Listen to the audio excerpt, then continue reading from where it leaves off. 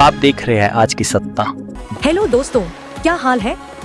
तारीख आज 27 सितंबर 2025 दिन शनिवार, हिंदी तिथि पंचमी। और आइए बात करते हैं आज के मुख्य समाचार में देश भर की तमाम बड़ी खबरों पर नजर डालते हैं। देखिए, सबसे पहली अच्छी खबर तो आत्मनिर्भर भारत की दिशा में बड़ा कदम। पीएम मोदी करेंगे स्वदेशी 4G नेटवर्क का उद्घाटन। पीएम मोदी सरकारी टेलीकॉम कंपनी BSNL के यह स्वदेशी 4G नेटवर्क का आज उद्घाटन करेंगे 27 सितंबर को, और इसके साथ ही 98,000 मोबाइल टावरों का भी शुभारंभ करेंगे। केंद्रीय संचार मंत्री द्वारा यह जानकारी साझा की गई। और वहीं देखिए, भारत के वाणिज्य मंत्रालय ने कहा कि भारत और अमेरिका के बीच व्यापार वार्ता सही दिशा में आगे बढ़ रही है, लेकिन अमेरिकी राष्ट्रपति डोनाल्ड ट्रंप ने इस बीच एक उल्टा बयान दिया है। देखिए, अमेरिका बोला कि रूसी तेल खरीदना बंद करो, तभी भारत और अमेरिका के बीच डील होगी। मॉडिफाइड मक्के पर भारत रियायत देने को तैयार हुआ और डिफेंस खरीद भी बढ़ाएगा भारत अमेरिका के बीच इस ट्रेड डील के जरिए। हालांकि अभी एक दिन पहले आपको पता होगा, अमेरिकी राष्ट्रपति डोनाल्ड ट्रंप ने अब दवाओं पर भी 100% टैरिफ लगाने का ऐलान किया है।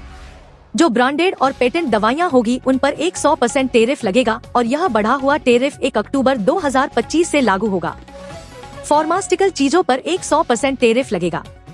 इसके अलावा किचन कैबिनेट पर भी 50% टैरिफ लगेगा। अमेरिकी राष्ट्रपति डोनाल्ड ट्रंप के इन फैसलों के बाद अमेरिका के बाजार में भी हलचल सी मच गई। बाथरूम वैनिटी पर भी 50% टैरिफ लगेगा। ट्रकों पर अब 25% टैरिफ लगेगा। ट्रंप ने घोषणा करते हुए कहा कि टैरिफ आधारित व्यापार नीति उनके एजेंडे का अहम हिस्सा है। हालांकि हमारे देश में एक्सपर्ट्स का यह कहना है कि फार्मा सेक्टर पर जो 100% टैरिफ लगाया, अमेरिकी टैरिफ से भारत के निर्यात यानी एक्सपोर्ट पर कोई असर नहीं पड़ेगा। लेकिन कहीं ना कहीं यह बड़ी चिंता की बात जरूर है जो ट्रंप ने भारत की ब्रांडेड दवाओं पर 100% टैरिफ लगा दिया, क्योंकि अकेला भारत ही अमेरिका को 30% दवाइयां एक्सपोर्ट करता है।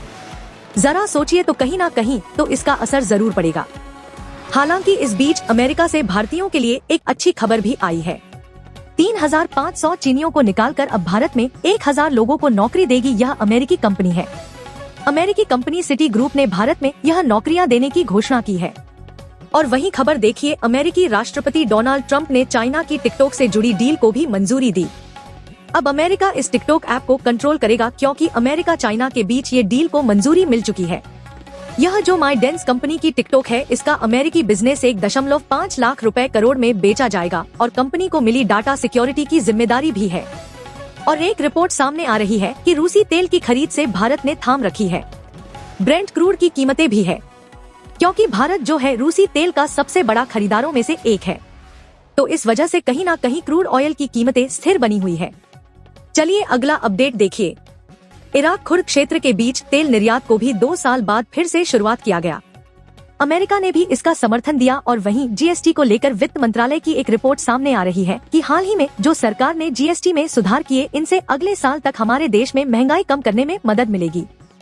चलिए अगला अपडेट देखिए। बिहार में IIT पटना में बनेगा रिसर्च पार्क और केंद्रीय अनुसंधान